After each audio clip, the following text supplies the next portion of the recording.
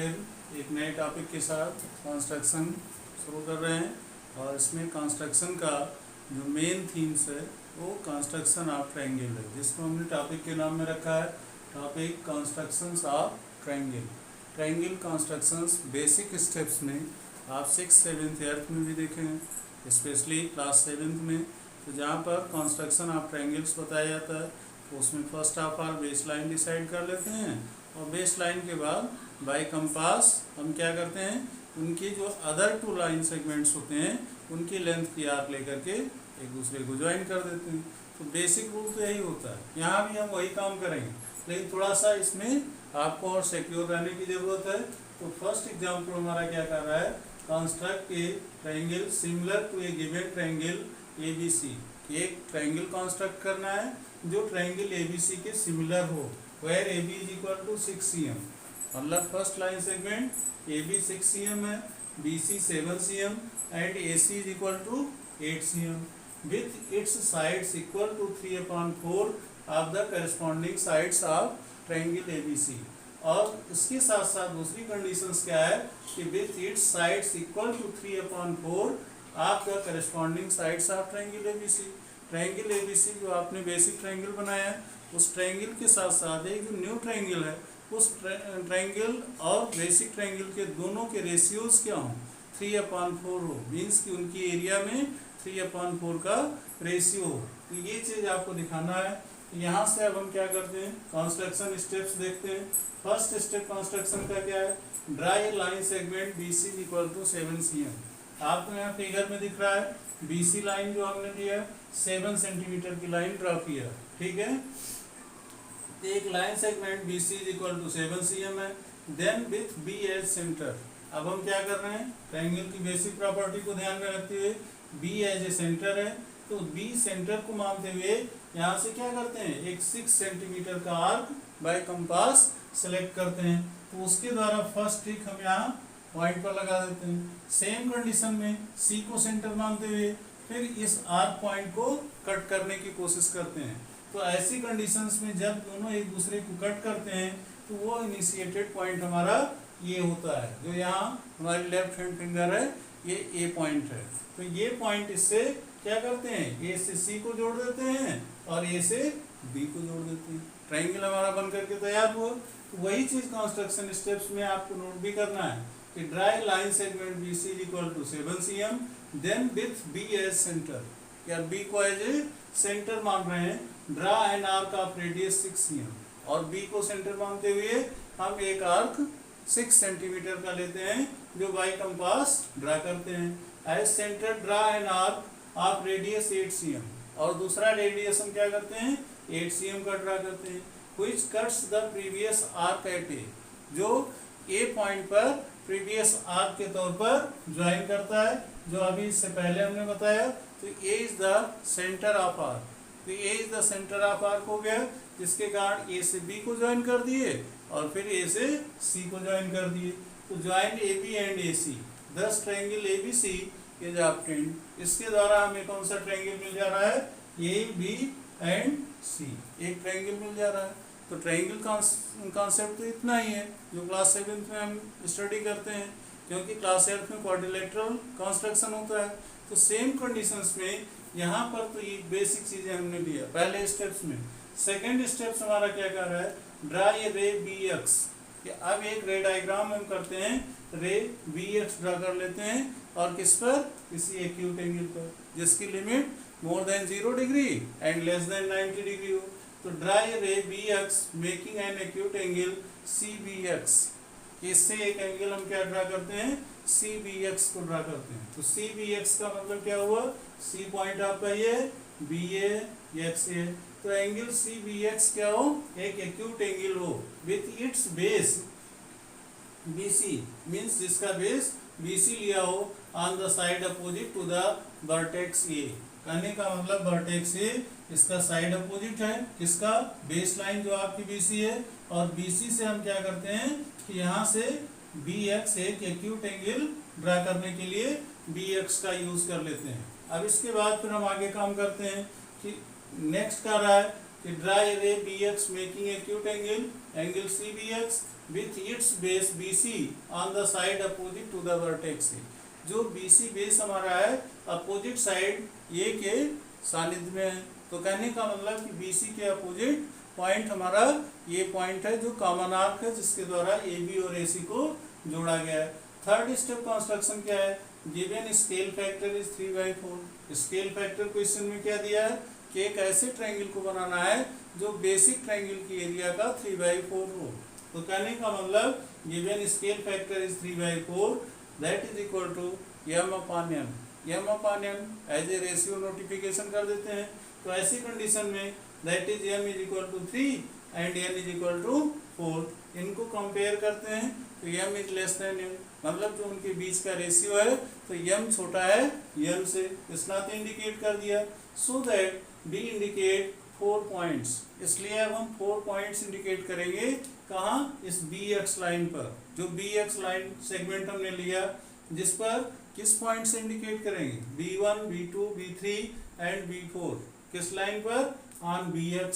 इनकी क्वालिटीज क्या होगी? क्योंकि ये इक्वल 4 पॉइंट्स होंगे इस नाते b1 is equal to b1 b2 is equal to b2 b3 that is equal to b3 b4। तो इस तरह से आपने देखा कि 4 स्टेप्स इसके बन गए। एक तो b1, दूसरा b1 b2, तीसरा b2 b3 और चौथा b3 b4। ठीक है। सेम कंडीशंस में ज्वाइन b4c। अब हम क्या करते हैं? B4 को C से ज्वाइन कर देते हैं। तो B4C को ज्वाइन कर देने से क्या होगा?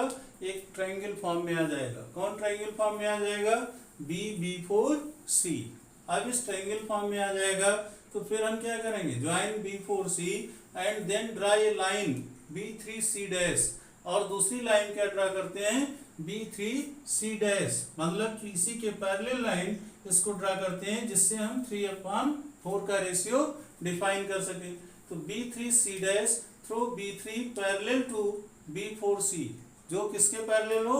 इस B4C के लाइन। जैसे कल हमने बताया था कल वाले वीडियो में कि यहाँ से आप बिल्कुल पैरेलल लाइन लाइए और वो पैरेलल लाइन उसी पॉइंट को जनरेट करे। जैसे C से C' बन रहा है ऐसे B4 से B3 पर आकर के मिल जाए। तो यहाँ से क्या कर रहे हैं कि मीन्स यहाँ से B3C' through B3 parallel to B4C to intersect BC at C', जो BC को C' पर इंटरसेक्ट कर दे। फोर्थ स्टेप तो ये कंप्लीट हो गया। अब हम फिफ्थ स्टेप की बात करते हैं। Now draw a line through C'। अब हम क्या करते हैं? C' से एक लाइन ड्रा करते हैं parallel to the line CA, जो CA के पैरेलल हो। CA के पैरेलल होने का मतलब C से ये जो आपने आर्क कट किया था, कितने का किया था? 8 cm का। उसके पैरेलल एक लाइन लाते हैं और वो पैरेलल लाइन C' से लेकर इस AB वाले पॉइंट को ज्वाइन करेगा। तो AB वाले पॉइंट को ज्वाइन करने से क्या मतलब होगा कि जिससे एक ट्रायंगुलर शेप जो होगा उसमें 3:4 का रेशियो बना रहेगा। ठीक है। तो now draw a line through C' parallel to the line CA to intersect BA, जो BA लाइन को A से B वाली लाइन को, यहाँ से थोड़ा ये हल्का पड़ रहा था तो A से B वाली लाइन को A' पर इंटरसेक्ट कर देता है। तो दैट इज C', अब यहाँ से हम रेशियो क्या लेंगे? C', तो C' is parallel to CA। किसके पैरेलल होगा? CA के पैरेलल होगा। तो CA के पैरेलल होने का मतलब ये लाइन इस दोनों लाइन के पैरेलल होंगी। सेम कंडीशंस में जैसे यहाँ पर ये पैरेलल कंडीशन दिखा चुके हैं। देन ट्रायंगल A', अब यहाँ से ट्रायंगल A', मतलब ये ट्रायंगल A', तो ये डैश हमारा कहाँ पर है? ये डैश हमारा ये पॉइंट है। तो ये C', मतलब कि ये वाला ट्रायंगल जिसको हम वन ट्रायंगल के रूप में इंडिकेट कर दे रहे हैं। तो then triangle A', is the required triangle similar to given triangle ABC, जो ट्रायंगल ABC के सिमिलर होगा। ट्रायंगल ABC हमारा क्या है? इस पूरे स्पेस को ABC ले रहे हैं। तो ABC पूरा स्पेस ले रहे हैं तो इसको ट्रायंगल नंबर 2 कर देते हैं। तो 1 और 2 ट्रायंगल एक दूसरे के क्या हो जाएंगे? सिमिलर हो जाएंगे। यही हमारा कंस्ट्रक्शन है। ठीक है। अब यहाँ से कंडीशंस क्या आती है कि ठीक है फिगर तो हम समझ गए लेकिन कैलकुलेशनल जस्टिफिकेशन भी होना चाहिए। जस्टिफिकेशन करने के लिए क्या करेंगे? यहाँ से जस्टिफिकेशन में क्या है, by construction we had, construction में हमें क्या मिला, BC डैश, तो BC डैश हमारा कहाँ पर है, BC डैश, ये BC डैश वाली डिस्टेंस है, तो BC dash upon C dash C, मतलब कि जो BC लाइन सेगमेंट आपने लिया था इसमें BC डैश का रेशियो किससे लेंगे, C डैश C से लेंगे, तो BC dash upon C dash C is equal to 3/4 - 3, मतलब कि इसका रेशियो किससे फाइंड करेंगे, BC डैश की वैल्यू 3 यूनिट है 3 cm, और 3 cm का होने का मतलब टोटल 7 cm है, तो 7 का कौन सा पार्ट होगा, 3/4 पार्ट होगा, क्योंकि हम इसको पर्टिकुलर जो BX लाइन लिए हैं इस BX लाइन में 4 आर्क लगाए हैं, 4 आर्क इक्वल आर्क हैं, तो ऐसी कंडीशंस में उस 7 cm को किस रेशियो में बांट देगा, 3/4 रेशियो में, कहने का मतलब 7 × 3/4 हो जाएगा, तो वहां भी जाने की जरूरत नहीं है, यहाँ से खाली यही कर देंगे कि BC dash upon C dash C is equal to 3/4 - 3, क्योंकि ये डिस्टेंस क्या है, टोटल को हम 4 के इक्वल मान रहे हैं, क्योंकि C को B4 से मिलान कर दिए हैं, तो ऐसी कंडीशन में अगर ये 4 यूनिट है तो ये दूसरी 3 यूनिट है, तो 4 - 3 दैट इज 1 हो जाएगा, तो 3/1 यूनिट हो जाएगा। नाउ BC अपॉन BC डैश, अब हम क्या करते हैं, BC अपॉन BC डैश को टैली करते हैं, तो BC अपॉन BC dash is equal to BC dash plus C dash C, मतलब कि यहाँ से BC dash plus C dash C, मतलब इस लाइन को 2 स्टेप में डिवाइड कर देते हैं अपॉन BC डैश। अब यहाँ से कैलकुलेशन क्या करते हैं, BC डैश को BC डैश से डिवाइड कर दिए तो 1 आ गया, C dash C upon BC dash बच रहा है, तो ये वैल्यू किसके इक्वल हो जाएगी, 1 + 1/3 के इक्वल हो जाएगी, और 1 + 1/3 के इक्वल होने पर इनको अगर ऐड करते हैं तो 4/3 हो जाएगा। इसी को हम इक्वेशन फर्स्ट मान लेते हैं। इक्वेशन फर्स्ट मानने का मतलब कि हम इन्हीं के फिगर के अकॉर्डिंग जस्टिफाई करना चाह रहे हैं। फिर इसके बाद हम सिमिलर प्रॉपर्टी को फॉलो करते हैं, तो in triangle A dash BC dash, अब ध्यान दीजिए, triangle A dash BC dash, इस ट्रायंगल की तुलना किससे करना है, ट्रायंगल ABC से करना है, मतलब कि ट्रायंगल 1 ट्रायंगल 2 के सिमिलर है, यही हमें दिखाना है। अब इसको दिखाने के लिए क्या करेंगे कि यहाँ फर्स्ट ऑफ ऑल क्या कहेंगे, angle A dash C dash B, कि कौन से एंगल ले रहे हैं, A dash C dash B, मतलब ये वाली एंगल लेंगे, तो ये एंगल किसके बराबर दिखाएंगे, इस एंगल के बराबर दिखाएंगे कि angle A dash C dash B is equal to angle ACB, मतलब कि ये एंगल भी आपका अगर सपोज कीजिए θ1 हो तो ये θ2 हो जाएगा, तो θ1 θ2 आपस में एंगल बराबर हैं, and angle A dash BC dash and angle A dash BC dash, तो A डैश BC डैश ये वाला एंगल ये किसमें होगा, दोनों में कॉमन एंगल होगा, कि चाहे आप बड़े वाले ट्रायंगल को लें तब भी यही एंगल बनेगा, और बीच वाले ट्रायंगल को लेते हैं तब भी यही एंगल बनेगा, तो ये आपका क्या हो जाएगा, कॉमन हो जाएगा। यहाँ चाहें तो आप इसको कॉमन शो कर सकते हैं, बात समझ रहे हैं, कि एक में तो आप इक्वलिटी दिखा रहे हैं कि ये दोनों का एंगल इंक्लिनेशन एक ही बेस लाइन पर है, और दूसरे के लिए कॉमन एंगल्स है, तो ऐसी कंडीशंस में दो एंगल्स हमारी सिमिलर हो गई, तो angles are proportional and their corresponding sides are proportion, that is the property of similar triangle. तो यही सिमिलर ट्रायंगल की प्रॉपर्टी होने के कारण हम सीधे इसको क्या कह दिए, so that triangle A dash BC dash is similar to triangle ABC। कहने का मतलब कि इस तरह से जो फर्स्ट ट्रायंगल हमारा है वो फिगर के according first triangle second triangle के सिमिलर है, क्योंकि पहले हमने θ1 θ2 को इक्वल कर दिया कि इंक्लाइंड एंगल है, दूसरे कॉमन एंगल को दे दिया, तो दो एंगल आपस में प्रोपोर्शन में है, इसका मतलब कि their angles are in the form of proportion, this is the property of similar triangle.